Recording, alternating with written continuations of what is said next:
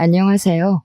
저는 사기 결혼 당한 후 독신주의로 마음을 다잡고 사는 50대 여성입니다. 그래도 나름 나이 50대까지 살아오면서 착실하고 남부끄러운 짓 안 하고 살았다고 생각했어요. 부모님이 돌아가셨을 때 말고는 제 인생에 고비라고는 없었습니다. 그저 이대로만 살다가 편하게 눈 감을 수 있다면 그야말로 금상첨화를 누리다 가는 거라고 여겼어요. 이전 시대가 더 힘들었네. 요즘 시대가 더 고난하네. 그런 불필요한 논쟁이 무슨 소용인가 싶어요. 사실상 다 맞는 말이거든요. 안 힘든 세상은 그 어떤 때에도 없었습니다. 그래서 제가 무난하고 순탄하게 살아온 것이 금상첨화라고 얘기를 한 거예요. 돈 많다고, 직업 좋다고, 마냥 좋은 일만 팡팡 터지리라 생각지 않거든요. 그런데 제가 하필 늦은 나이에 돌부리에 걸려 넘어지고 말았지 뭡니까? 어디 가서 그때 나이에 사기당했다고 하면 솔직히 쪽팔립니다. 심지어 결혼 사기를 당했잖아요. 그 일이 있고 저 아무한테도 얘기를 한 적이 없어요. 그냥 왜 갈라섰냐고 물어보는 사람이 있으면 일일이 말하기도 피곤하고 민망해서 그저 성격 차이라고만 해버립니다. 그래서 저 처음으로 여기다가 제 이야기를 써봐요. 용기 내서 말씀드리는 건데 부디 이 사연이 끝날 때쯤엔 제 마음도 편해졌으면 좋겠네요. 결혼을 하기 전까지는 그동안 제 인생에 결혼이란 삶이 없을 거라고 생각했어요. 그런데 다 늦은 제 나이에 한 줄기 빛처럼 찾아온 남자가 있었고 그 사람 덕분에 저는 처음으로 웨딩드레스를 입어봤습니다. 비록 결혼이 늦었지만 그래도 노후는 사랑하는 사람과 해보지 못한 추억을 쌓으면서 단란하게 살 수 있겠구나 기대를 많이 했었어요. 그렇게 인생 최대의 행복을 누릴 생각에 기분이 들떠있던 제가 결혼하고 난 후 바로 한 달 만에 이혼을 하게 될 줄 누가 알았겠습니까? 저는 조선소 주변에서 작은 호프집을 하던 사장입니다.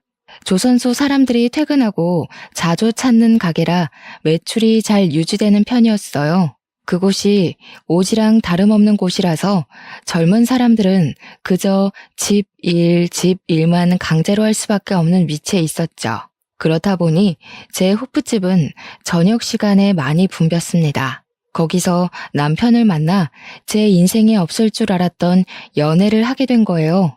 놀랍겠지만 저는 30대 연애를 마지막으로 10년 넘게나 남자를 못 만나봤습니다. 그래서 남편을 만나 차곡차곡 쌓아가는 설렘이 너무 오랜만이었고 그 때문에 더 눈이 멀어버렸던 것 같아요. 제 기준에선 그래요. 콩깍지가 제대로 실 수밖에 없었죠. 저도 또한 그 오지 같은 곳에 친구 한 명 없었고 일하는 것 아니면 집에서 혼자 적적하게 보냈으니까 애인의 존재는 제게 삶의 원동력을 주었어요. 그래도 그동안 어디 돈 쓸 곳이 없어서 모으기만 했던 돈이 제법 많더라고요. 목돈 묵혀둔 통장이 몇 개 됩니다. 어쨌든 제 남편은 저보다 연하예요. 저는 50대인데 남편은 40대인 정정한 사람이었죠. 처음엔 그런 사람이 같은 또래를 만나지 않고 왜 나한테 관심을 보였을까 궁금하긴 했어요. 그런데 남편이 알아서 말해주길 제가 50대로 안 보인다고도 했고 또 자기는 마음이 잘 통하기만 하면 여자 나이는 전혀 신경 안 쓰인다고 하더라고요. 제가 여자라는 걸 오랜만에 느끼게 해준 남편의 달콤한 멘트가 제 하루를 통째로 뒤흔들었어요. 남편이랑은 주로 제 호프집에서 데이트를 했습니다. 마땅히 갈 곳도 없고 호프집에서 맥주 한 잔씩 하면서 서로에 대해 묻고 답하는 시간을 갖는 것만으로도 즐거웠어요. 젊은 사람들끼리는 서로의 애정도라든지 과거라든지 하는 일이나 관심사 같은 걸 묻곤 한다는데 저희는 그런 시절 다 넘겨온 어른이잖아요. 그래서 경제 얘기나 정치 얘기, 관심사는 당연히 필수 질문이었고 세상 다 산 사람처럼 주로 인생살이에 대해 대화를 나눴습니다. 그렇다 보니 서로의 형편이나 수익에 관련해서도 투명하게 얘기를 하게 되었습니다. 조선소 남자들 돈 많이 쓰잖아요. 입지도 괜찮아서 매출이 장난 아닐 것 같은데 노후 걱정은 안 해도 되겠어요. 어디 주식이나 투자 같은 건 안 해요? 아유, 그런 건 겁이 많아서 쳐다도 못 봐요. 무식하게 돈 모으는 것만 할 줄 알지. 아무래도 이 주변에서 돈 쓸 데가 우리 가게밖에 없으니까 저도 득보는 게 있긴 하네요. 게다가 제가 친구가 없잖아요. 모으기만 하고 쓰질 않으니까 생각보다 돈 모으는 게 쉽더라고요. 당시엔 제가 몰라도 너무 몰라서 남편이 묻는 대로 순수하게 답했던 게 한심스러울 뿐이네요. 남편은 그 뒤로도 제 주머니 형편에 대해서 많이 언급했었습니다. 항상 제 가게 매출에 신경을 써줬고 마치 남편이 투잡을 하는 것처럼 조선조와 호프집을 번갈아 가며 도와줬어요. 그러면서도 다소 허술한 제 경제관념까지 친히 주의를 주면서 여자 혼자 돈 많이 쥐고 있으면 무슨 일 날지 모른다고 늘 정신 바짝 차리며 살게 해주었습니다. 남편을 만나기 전까지는 솔직히 제가 가게 계산들을 허술하게 관리하긴 했거든요.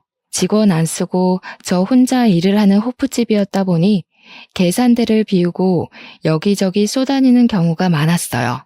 그럼에도 돈 한 사고 한 번 안 나서 제가 더 마음 놓고 계산대를 내버려 두었습니다. 그런데 남편의 경고를 듣다 보니 그게 꽤 일리가 있었고 어쩌면 점주 입장에선 당연히 신경 써야 되는 부분이잖아요.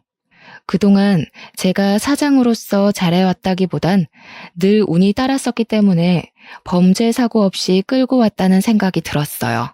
그래서 남편이 조언을 해준 뒤부터는 돈통을 정말 열심히 관리했고 웬만하면 계산대를 비우지 않았습니다. 비우더라도 계산대로 항상 신경을 두고서 일을 했어요.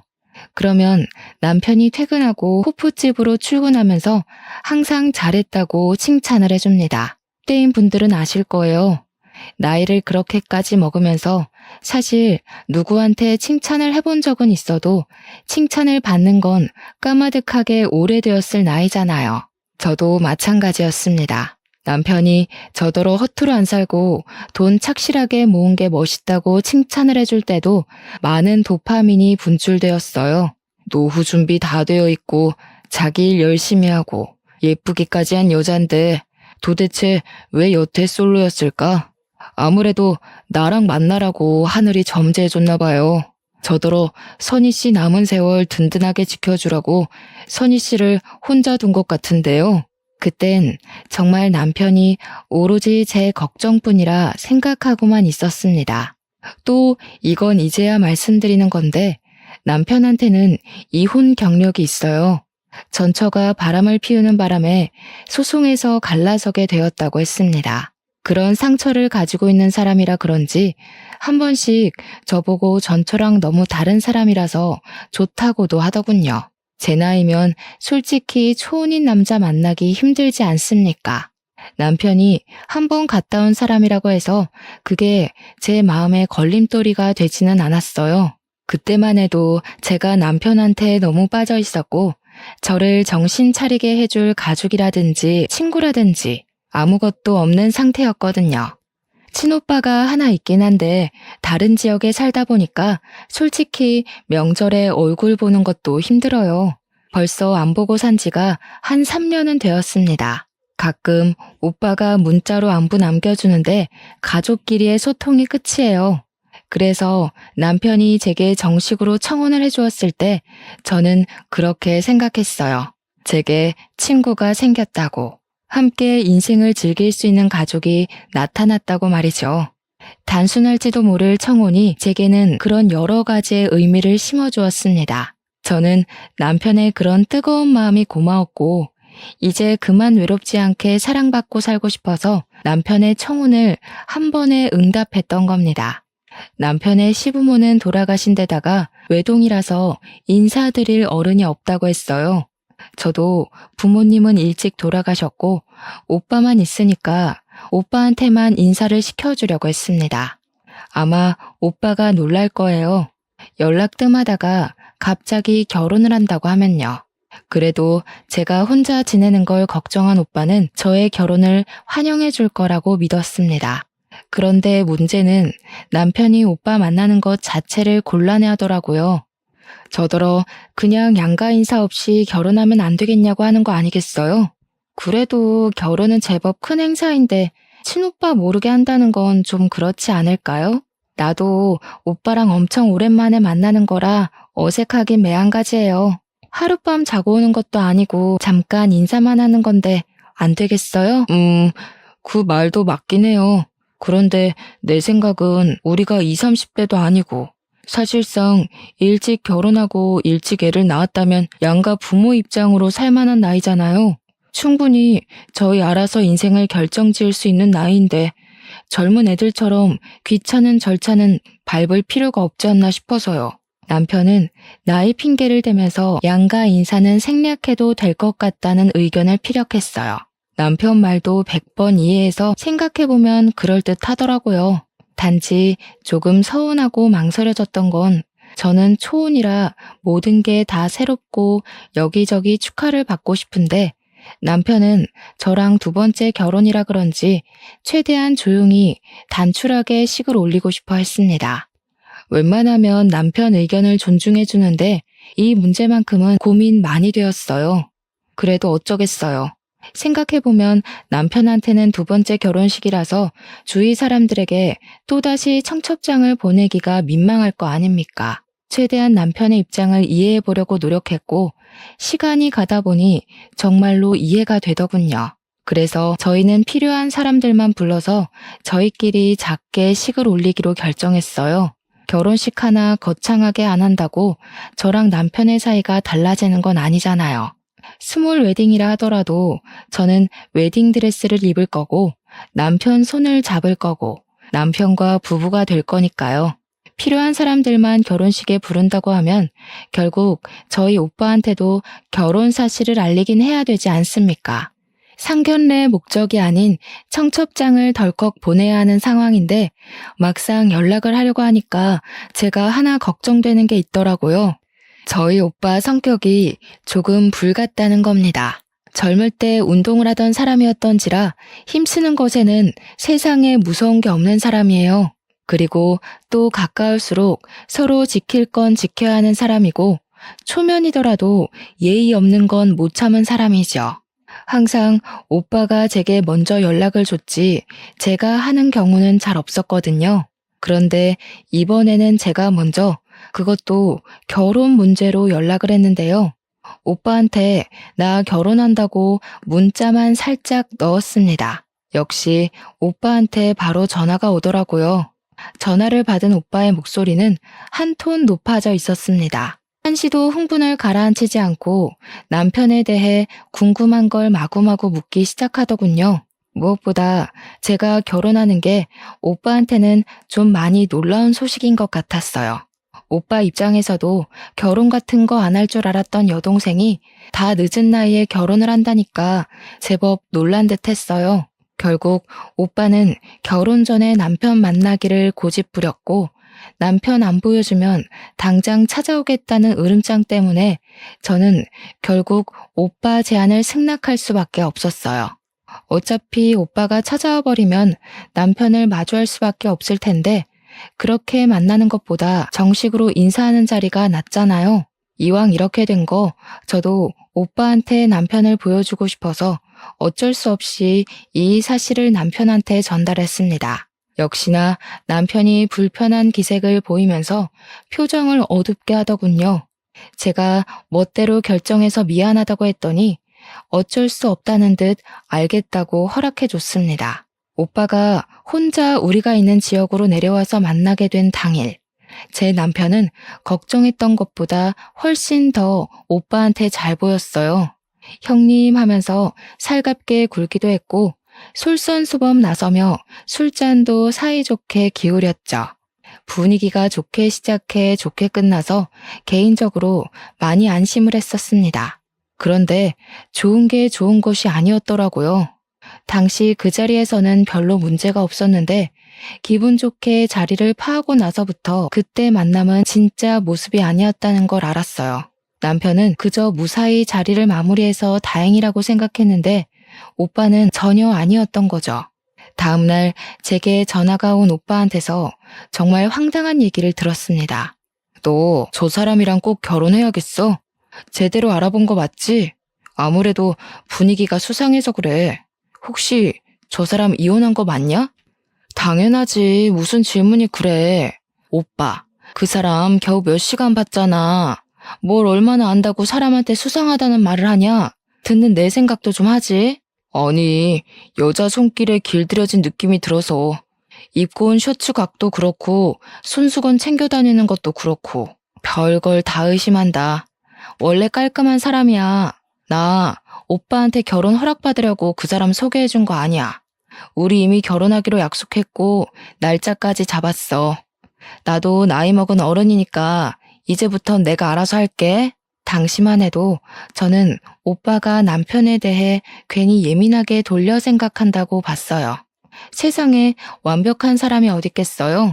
오빠가 남편의 어떤 단점을 보고서 그런 부정적인 소리를 하는 건지 모르겠지만 누구나 단점은 있고 오빠가 느낀 남편의 단점을 저는 느끼지 못했으니 상관없다고 생각했습니다. 설령 남편에게 정말 단점이 있더라도 제게는 그게 단점이 아닐 수 있는 거잖아요.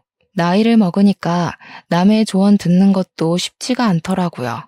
제 인생 제가 책임질 수 있다고 생각했고 제 마음대로 해도 될 만한 나이라고 자만했던 게 아직도 후회스럽습니다. 그렇게 저랑 남편이 결혼식 날짜까지 향해 가는데 아무런 문제가 없었어요. 제가 결혼이 정말로 하고 싶었기 때문에 주위에서 주는 징조들을 눈 닫고 귀 닫고 그냥 모른 채 한 것도 있었을 겁니다. 그리고 드디어 다가온 결혼식 전날 밤. 한참 설레서 잠자리에 들기 직전까지 얼굴을 가꾸고 있었는데요. 오빠한테서 또 전화가 오는 거 아니겠습니까? 어딘가 모르게 받기가 꺼려졌지만 내일 친오빠도 하객으로 와야 하기 때문에 일단 전화를 받았어요. 그런데 오빠가 갑자기 올케언이 바꿔준다고 하면서 전화를 돌리는 거 아니겠습니까? 아가씨, 그 남자 혼전 순결에다 10시까지 통금 지킨다면서요. 혹시 그 남자 집에는 가봤어요? 신발장이나 욕실 같은 데도 확인했고요. 집에는 안 가봤죠.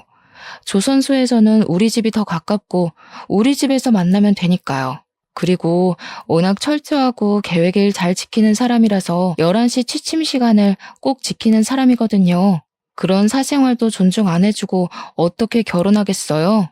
저 51살이에요, 언니. 아이고, 이를 어째. 당연히 남자 집을 가봤어야죠. 그분이 이혼까지 했다면서요.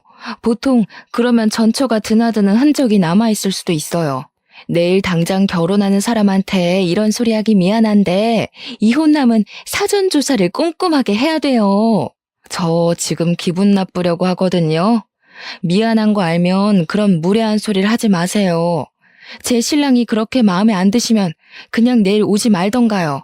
계속 꺼림칙하다고 얘기를 하는 그들에게 오히려 내가 더 기분이 상해서 전화를 끊어버렸습니다. 결혼식 전날인데도 제 결혼에 부정적인 말만 해대는 오빠랑 올케 언니가 좋게 보일 수가 없지 않습니까? 그래서 친오빠랑 올케 언니가 제 결혼식에 오는 건 기대를 안 했어요. 그런데 의외로 축하해주러 와줬더라고요.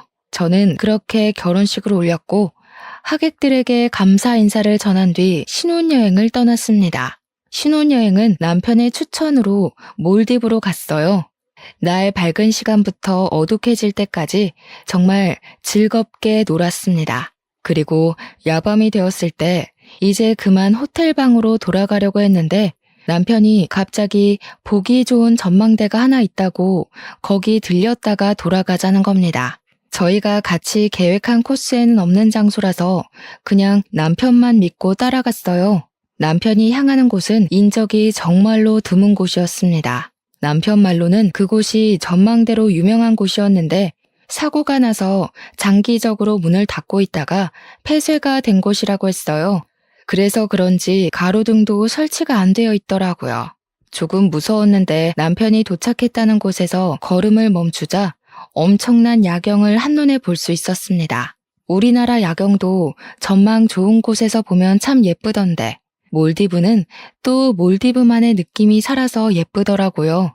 여기까지의 느낌은 저를 위해 전망대 코스를 준비해준 남편 배려에 대한 보답입니다. 즉, 남편 말대로 야경은 참 예뻤지만 솔직히 제 기준에서 끝내줄 만큼인지는 잘 모르겠다는 뜻이에요.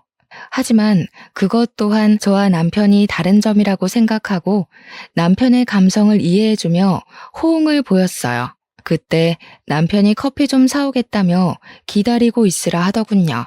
저는 너무 어둡고 무서워서 같이 가자고 했는데요. 오늘 나 때문에 많이 걸었잖아. 여기도 굳이 안 와도 되는 건데 내가 고집부려서 온 거니까 자기 고생 안 시키고 싶어. 조금만 기다려줘. 여기 건물 뒤에 카페 하나 있거든. 금방 다녀올게. 10분이면 돼. 그렇게 뛰어가 버린 남편은 다시 돌아오지 않았고 저는 그 길로 타국에서 남편을 잃게 되는 극한의 상황에 처하고 맙니다. 남편이 자리를 뜨고 한 1분 지났을까요? 아무도 없는 곳에 웬 파키스탄 외국인들이 나타났어요. 총 3명이었는데 그 남성들은 어기적거리며 제게 다가오더니 순식간에 저를 잡아 끌었습니다. 제가 최선을 다해 반항했지만 남자 힘은 이길 수가 없었어요. 소리를 질러도 주위에 인적이 없으니까 도움을 청하지도 못했습니다. 곧 돌아오겠다던 남편을 부르며 비명을 질렀지만 남편은 전혀 나타날 기미가 안 보였고 저는 그 상태로 미리 대기된 차량으로 끌려갔어요. 속수무책으로 끌려가더라도 사람이 본능적으로 목숨에 위협이 생기면 말도 안 되는 힘이 나오지 않습니까? 그 순간 제가 그랬던 것 같아요. 친오빠가 그런 말을 한 적이 있어요. 호랑이 굴에 들어가도 정신만 차리면 살 수 있다고요. 그 위험한 상황에서 생각나는 건 우리 친오빠밖에 없었습니다. 오빠 말대로 정신을 차리고 보니 도망칠 수 있을 만큼 수두룩한 허점들이 보였어요. 아마 제가 여자라서 대강대강 잡고 있어도 괜찮다고 생각했나 봅니다. 그래서 저는 어릴 적 오빠한테 배웠던 호신술로 그들을 제압해보려고 했지만 그런 상황에서 호신술 같은 게 어디 바로바로 생각이 났겠습니까? 그냥 제 식대로 발등을 밟고 팔을 깨물고 들고 있던 가방으로 두들겨 패고 던져준 뒤에야 도망을 칠 수 있었어요. 그리고 남편이 있던 곳까지 불이 나게 돌아왔는데 카페에서 커피를 사온다는 남편은 아직도 없었습니다. 남편이 갔다는 카페 위치로 뛰어갔지만 이 주위에는 어디에도 커피 살 수 있는 카페가 없다는 걸 알았어요. 그때 정말 찰나의 순간으로 어떤 기억 하나가 떠올랐는데요.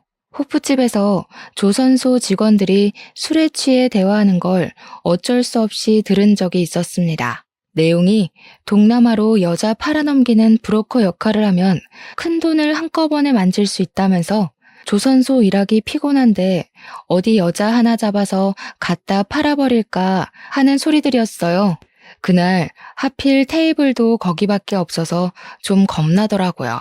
그래서 남편한테 퇴근하면 빨리 와달라고 연락을 했던 기억이 납니다. 왜 하필 이런 위험한 순간에서 그런 기억이 떠올랐는지 모르겠지만 남편이 혹시 나를 그렇게 만들려던 건 아닌가 싶은 생각도 찰나에 했어요. 하지만 금세 아니라고 부정을 해버렸죠. 남편과 함께 만들어온 추억들을 생각하면 절대 거짓일 수 없을 만큼 서로 행복했고 진심이었거든요. 일단 저는 그곳에서 벗어나기 위해 뛰고 또 뛰었습니다.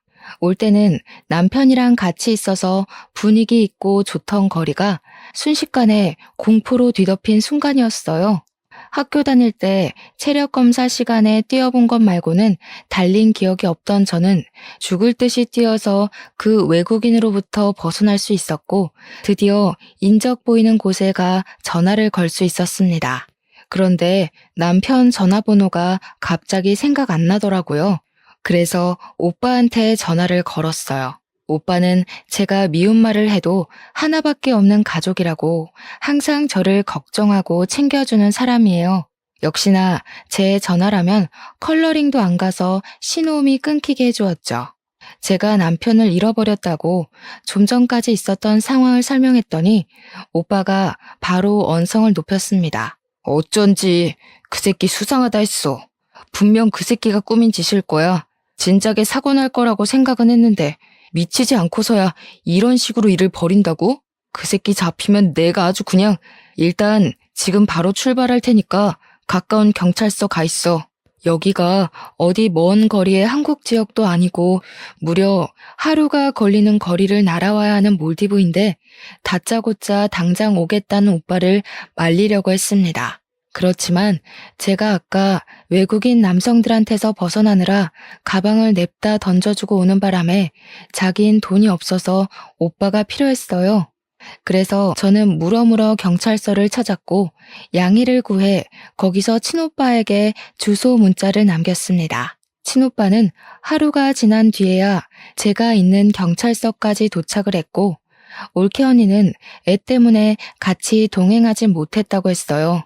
그때까지도 저는 남편을 만나지 못했습니다. 남편의 번호를 아는 오빠가 비행기 타기 전에 남편한테 전화를 걸었다는데 전화가 계속 안 받았다고 했어요. 얼마 안 있다가는 아예 전화가 꺼졌대요.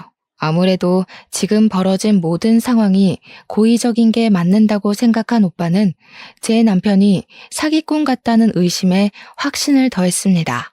하지만 바보 같던 저는 제 눈으로 확인하기 전까지 남편의 짓이라는 걸 믿을 수가 없었어요. 어떻게 신혼여행 때 괴한의 습격을 받고 남편을 잃어서 경찰서에서 첫날 밤을 보내는 경험을 몰래 카메라로 꾸미겠어요? 제 남편은 그럴 사람이 아니었고 매 순간 자기보다 저를 더 우선순위에 둔 사람이었기에 그냥 제가 운이 안 좋았을 뿐이라고 생각했어요. 오빠 덕분에 한국으로 무사 귀환한 저는 그제야 남편한테 전화를 걸어볼 수 있었습니다. 그런데 친오빠가 꺼져 있다고 한 순간부터 계속 폰이 꺼져 있었고 며칠 뒤에 신호가 가기 시작했을 땐 웬 모르는 사람이 받았습니다. 전화번호를 바꾼 것 같더라고요. 그제야 저는 친오빠 말대로 제가 사기를 당했다는 걸 받아들였어요. 그때가 무려 결혼식을 올린 지 한 달 후였습니다. 그 한 달이 지날 동안은 최대한 남편을 믿으려고 애썼습니다. 혹시 위험에 처한 건 아닐까? 내가 도와주지 못하고 혼자 한국에 와버린 건 아닌가 하고요. 그런데 그건 그냥 제가 콩깍지가 덜 벗겨졌기 때문이었고 한심하게 미련이 남아있었기 때문이었어요. 저랑 남편은 신혼집도 구하지 않았습니다. 제가 살던 집이 3룸이었는데 조선소랑 가까워서 거기서 신혼을 차리기로 했었거든요. 그래서 미리 남편이 제 집에 들어와 같이 동거를 하고 있었어요. 그런데 이젠 남편은 없고 남편의 집만 덩그러니 제 옆에 남은 거였죠. 나중에 생각해보니 신혼집을 구하지 않은 것도 다 이유가 있었던 거예요. 저를 갖다 팔아버릴 생각을 했으니까 우리 공동 소유의 재산물은 하나도 만들지 않은 거였어요. 사기를 당했다니. 뒤늦게 닥쳐온 상실감과 배신감이 치밀어 올라 남편의 짐을 미친 듯이 잡아 던져버렸습니다. 옷을 발기발기 찢고 밟고 미친 사람처럼 소리를 지르기도 하다가 결국 눈물을 터뜨렸어요. 그 순간 제 무릎이 닿는 곳 밑으로 몰디브 여행 팸플릿이 깔려있는 게 보이더라고요. 제게는 악몽이 되어버린 몰디브를 생각하니 다시 화가 치밀어 올라서 그걸 찢어버리려고 했습니다. 그런데 팸플릿 사이에 다른 종이가 하나 끼워져 있더라고요. 그걸 자세히 봤더니 세상에나 거기서 제가 본 게 뭔 줄 아십니까? 제가 알고 있는 정보와는 다른 몰디브의 호텔 주소와 사진, 관광 명소, 몰디브에서 한국까지 왕복 시간 등이 남편 필기체로 정리가 된 종이었습니다. 여기서 제가 충격받았던 요점은 제가 알고 있는 정보와 다르다는 거예요. 남편이 찾아놓은 정보들은 저와 남편이 갔던 곳도 아니었고 예약했던 호텔도 아니었습니다. 항공편 승차 시간은 똑같았으나 거기 적힌 티켓 가격은 1인의 몫이었어요. 이때만 해도 남편이 제게 얼마나 더한 밑바닥을 보여주게 될지는 감히 상상도 못했어요. 그 사이 실종 신고해놨던 경찰한테서 연락이 와 더는 다른 생각을 못했던 것도 있었습니다. 저는 오빠한테 따로 연락을 해서 당장 경찰서를 찾았습니다. 일단 남편이 한국에서 발견되었다는 것은 제게 큰 배신을 일으켰고, 남편을 오랜만에 다시 보게 된다는 생각은 저를 두렵게 만들었습니다. 이런저런 생각들이 상충해서 그냥 너무 복잡한 심경이었어요. 그렇게 경찰서에 도착했더니 정말로 익숙한 뒤태가 저를 기다리고 있더라고요. 한 달 만에 본 남편은 저의 바람과 다르게 너무 멀끔하고 멀쩡한 차림새로 있었습니다. 오빠는 남편을 보자마자 멱살을 잡았고 밑도 끝도 없이 주먹을 날려버렸습니다. 오빠가 나이 들었다고 해도 여전히 파워가 장난 아니라서 진정으로 주먹을 맞는다면 이빨이 나갈 수도 있거든요. 저와 경찰서 사람들은 흥분한 오빠를 겨우겨우 말렸습니다. 하지만 오빠는 여전히 남편의 멱살을 잡고 있었죠. 이 사기꾼 새끼야, 나이 처먹고 할 짓이 그렇게 없었냐? 감히 내 착한 동생을 건드려? 내 눈에 걸린 이상 넌 이제 죽은 목숨이야. 오늘 이 자리에서 제사 치를 줄 알아. 오빠가 맹수처럼 으르렁거리는 걸 경찰 3명 급하게 와서 다시 붙들었습니다.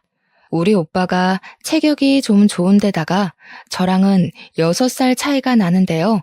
부모님이 일찍 죽고 저를 자식처럼 키웠기에 저를 건드는 사람들한테는 더 물불 안 가렸어요.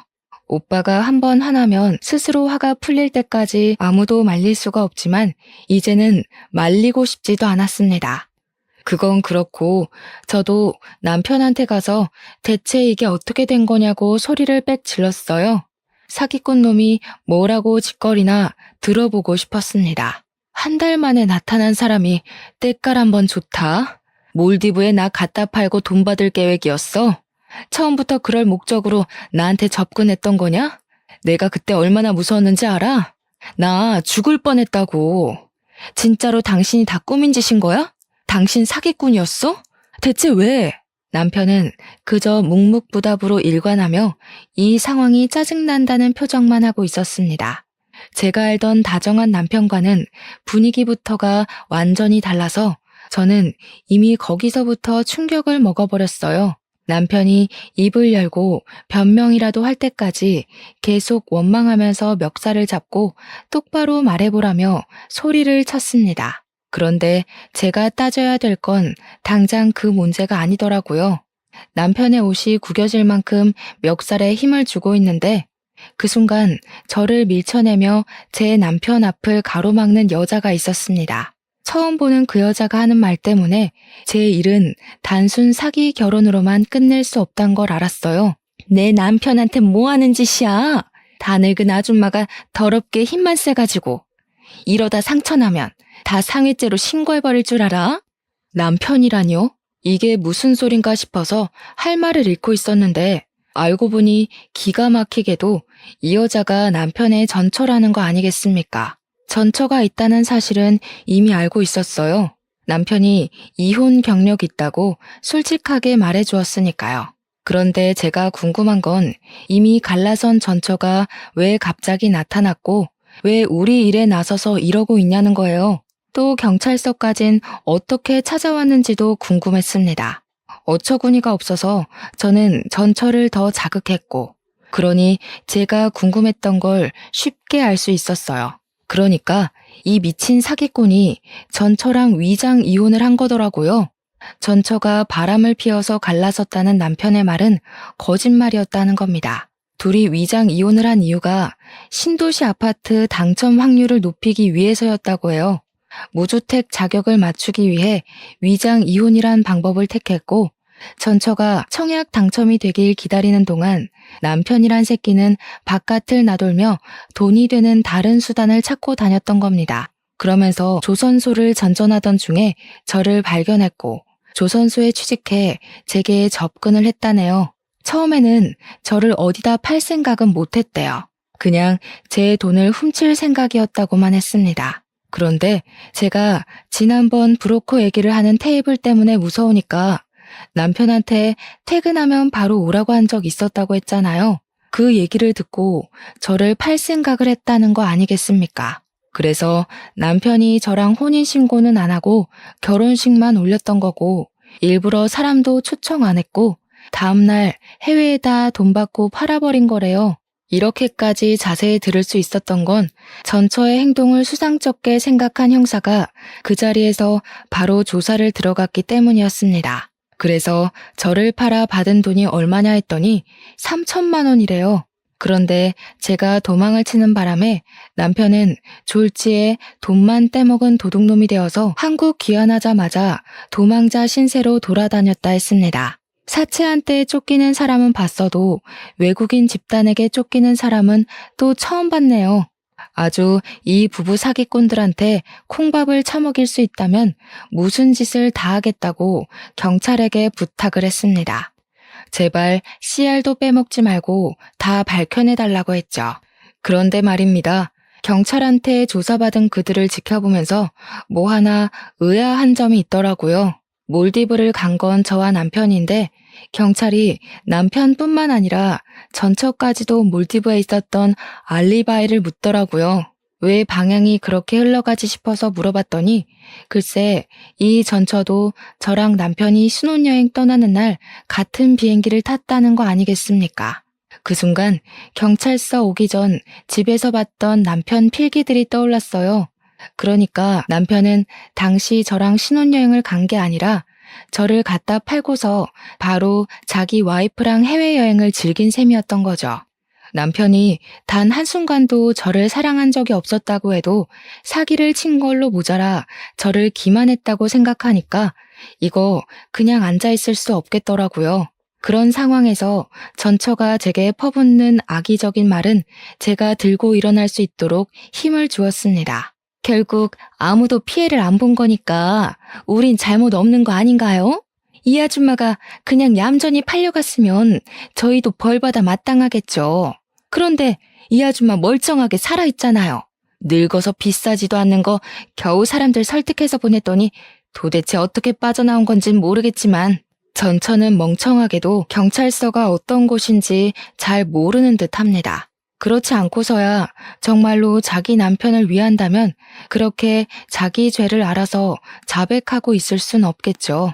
남편이 뒤늦게 전처의 입을 막는 바람에 전처도 뭐가 잘못된 건가 싶어 눈치를 보더라고요.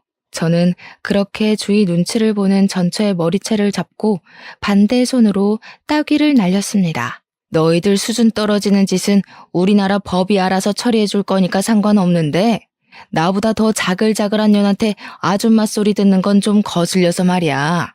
민증 안 보여줬으면 언니라고 부를 뻔했어요.